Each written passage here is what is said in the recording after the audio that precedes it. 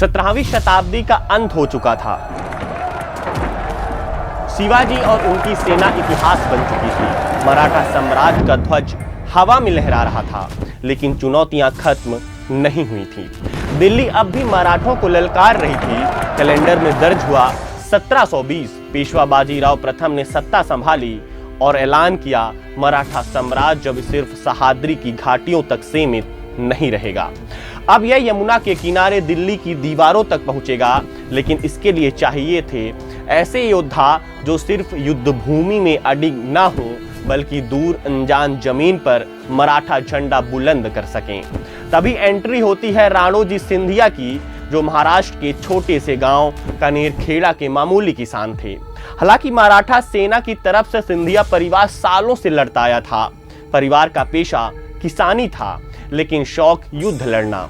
शिवाजी के पुत्र संभाजी ने राणोजी सिंधिया मल्हार राव होलकर को मालवा और धनाजी जाधव को बुंदेलखंड जीतने के लिए भेजा। मराठा घोड़े अब सतपुड़ा की सीमाओं को पार कर चुके थे। फिजाओं में हर हर महादेव गूंज रहा था। राणोजी सिंधिया मालवा की ओर बढ़ रहे थे, जहां उन्होंने न केवल युद्ध जीते बल्कि शासन की नींव रखी।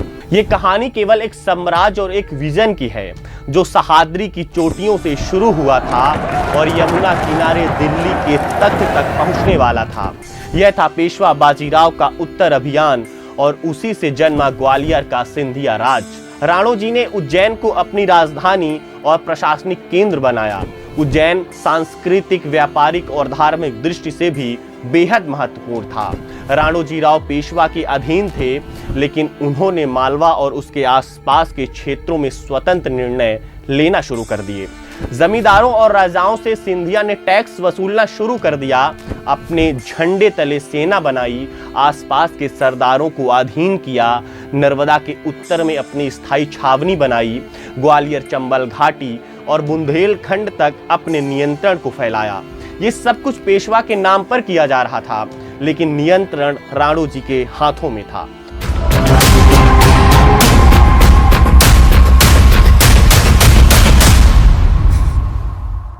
नमस्कार, मैं शिवेंद्र। किस्से कहानियों के चौथे एपिसोड में आज बात करेंगे सिंधिया राजवंश के उदय की। ग्वालियर में सिंधिया परिवार की नींव पड़ चुकी थी। राणोजी ने न केवल युद्ध में कौशल दिखाया, बल्कि स्थानीय राजनीति में चतुराई से संतुलन बनाए रखा। उन्होंने मुगल सूबेदारों से संघर्ष भी किया और कभी कभी संधियां भी की। मालवा के स्थानीय नवाबों और मुगल प्रतिनिधियों से कई छोटे मोटे युद्ध किए। राणोजी का मकसद सिर्फ युद्ध जीतना नहीं था, बल्कि क्षेत्र में दबदबा और कर वसूली को बनाए रखना था। राणोजी के 3 बेटे थे, जयप्पा, जनकोजी और तुकोजी, और तीनों को अलग अलग क्षेत्रों की जिम्मेदारी दी। 1730 आते आते उन्होंने अपना मजबूत आधार बना लिया और ग्वालियर एक स्वतंत्र राजवंश के रूप में पहचाना जाने लगा। अब राणोजी एक ऐसे राज्य के शासक थे जिसका अपना ध्वज, मुद्रा और प्रशासनिक तंत्र था। 1745 में राणोजी राव का निधन हो गया। इसके बाद उनके बेटे जयप्पा सिंधिया ने सत्ता संभाली और उज्जैन को राजधानी बनाया। जयप्पा को सत्ता और सैन्य शक्ति विरासत में मिली थी, पर चुनौतियां कम नहीं थी। जयप्पा को मालवा और बुंदेलखंड के राजाओं से लोहा तो लेना ही था, बल्कि पेशवाओं की राजनीति में स्वयं को साबित भी करना था। जयप्पा को भीतर से सबसे बड़ी चुनौती दे रहे थे मल्हार राव होलकर और धनाजी जाधव जैसे समकालीन मराठा। उनके बीच अक्सर मालवा के संसाधनों और राजस्व को लेकर टकराव होता। पेशवा दरबार में प्रभावशाली न होने के चलते उन्हें अक्सर कई मामलों में समझौते करने पड़ते थे। 1750 से 1755 के दौर में मराठा साम्राज्य अपने चरम पर था। पेशवा बालाजी बाजीराव के नेतृत्व में मराठों की महत्वाकांक्षा दिल्ली, पंजाब, बंगाल तक बढ़ रही थी। इस दौरान कई अभियानों का जयप्पा ने मोर्चा संभाला। जयप्पा सेनाएं पंजाब तक गईं। अहमद शाह अब्दाली से लोहा लिया। हालांकि संसाधनों और सैनिकों के बीच तालमेल की कमी के चलते सफलता हाथ नहीं लगी।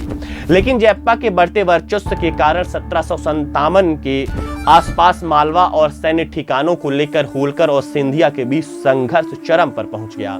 इंदौर के मल्हार राव होलकर के बेटे खांडे राव होलकर ने राजनीतिक साजिश रची और जयप्पा की धोखे से हत्या कर दी। यह हत्या सिंधिया वंश के लिए बहुत बड़ा झटका था।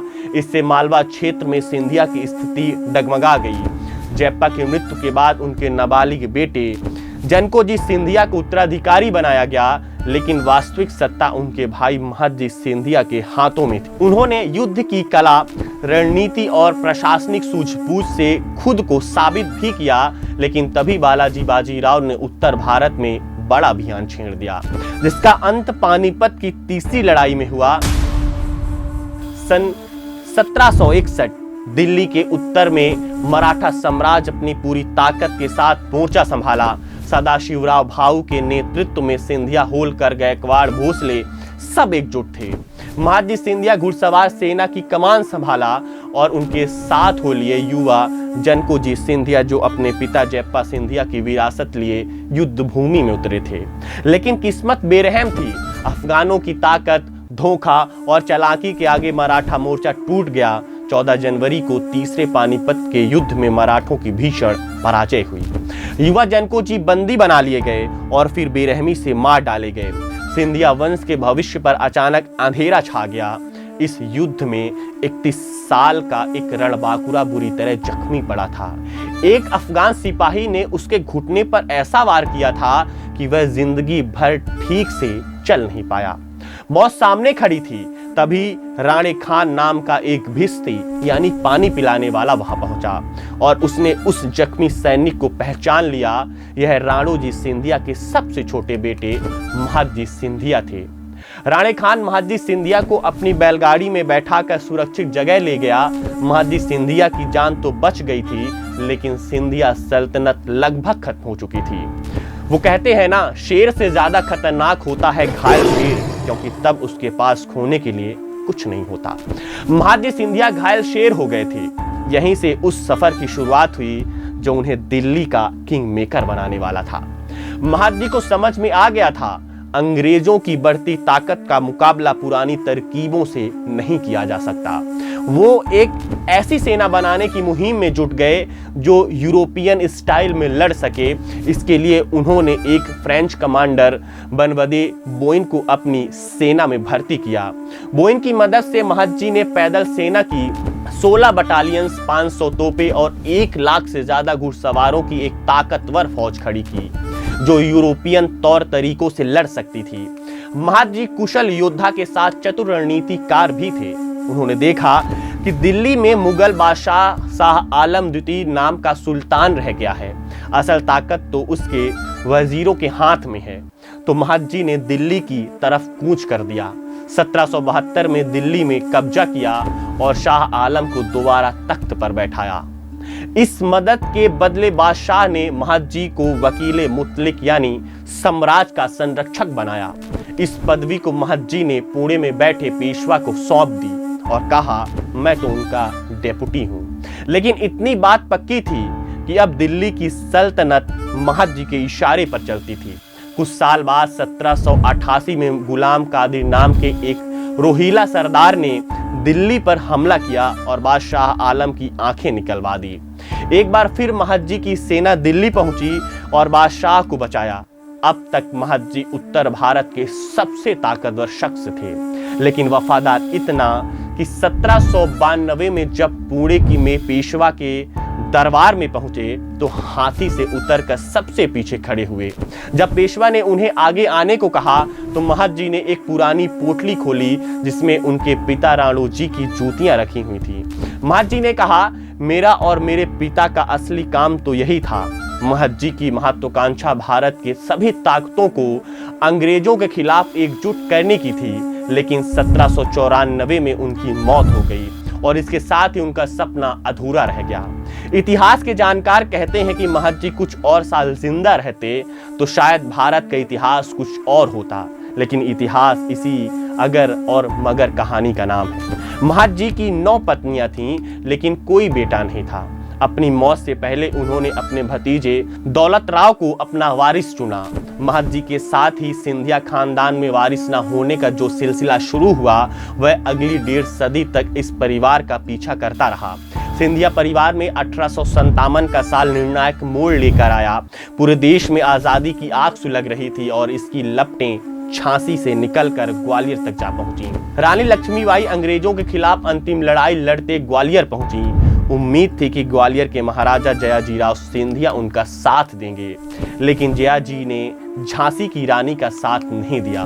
सावरकर अपनी मशहूर किताब इंडियन वॉर ऑफ इंडिपेंडेंस 1857 में जयाजीराव के लिए बेहद कठोर शब्दों का जिक्र करते हैं। उन्होंने सिंधिया को फिरंगियों का गुलाम और कायर तक कह डाला। वो लिखते हैं कि जब रानी की सिंधिया से मुलाकात हुई तो जैसे कोई कोबरा गुस्से से फुफकार उठे, उसी तरह रानी लक्ष्मीबाई भी इस गद्दारी पर आग बबूला हो गई थीं। लेकिन सिंधिया परिवार की कहानी इससे जुदा है। राजमाता विजया राजे सिंधिया अपनी आत्मकथा प्रिंसेस में लिखा है कि जयाजी की हालत उस वक्त बेहद नाजुक थी। उनकी खुद की सेना ने विद्रोह कर दिया था, ऐसे में उनके पास बहुत कम विकल्प थे। राजमाता के अनुसार भले ही जयाजी राव ने युद्ध में रानी का साथ ना दिया हो, लेकिन उन्होंने रानी लक्ष्मीबाई के परिवार और साथ आई महिलाओं को शरण दी और उन्हें सुरक्षित आगरा के किले तक पहुंचाने का प्रबंध किया। इसी बात को ज्योतिरादित्य सिंधिया ने 2024 में एक न्यूज चैनल को दिए इंटरव्यू में दोहराया था। ज्योतिरादित्य सिंधिया ने कहा था कि अंग्रेजों ने झांसी पर हमला करने के लिए जयाजी राव से फौज मांगी थी, लेकिन उन्होंने साफ मना कर दिया, जिसके बाद अंग्रेजों ने उन्हें हाउस अरेस्ट कर दिया। 1857 के बाद सिंधिया राजघराना पूरी तरह अंग्रेजों के अधीन हो गया। खिताब मिले, इनाम मिले, मगर असली ताकत छीन चुकी थी। समय बीता, भारत आज़ाद हुआ। उस वक्त ग्वालियर के महाराजा थे जयाजीराव सिंधिया। उन्होंने बहुत समझदारी से अपनी रियासत भारत में मिला दी और खुद राजनीति से दूर रहे। लेकिन उनकी रानी विजया राजे सिंधिया की कहानी यहीं से शुरू होती है, जिसे हम आपको अगले एपिसोड में बताएंगे। साथ ही बताएंगे विजया राजे सिंधिया और उनके बेटे माधवराव सिंधिया के बीच का मनमुटाव। तो देखना ना भूलें अगले रविवार रात 9 बजे। और हाँ, हमें कमेंट करके ज़रूर बताएं कि आपको हमारी किस्से कहानियों की सीरीज़ कैसी लग रही है और आप कोई राजनीतिक और ऐतिहासिक घटना पर्दे में देखना चाहते हैं तो हमें कमेंट करके ज़रूर बताएं। शुक्रिया।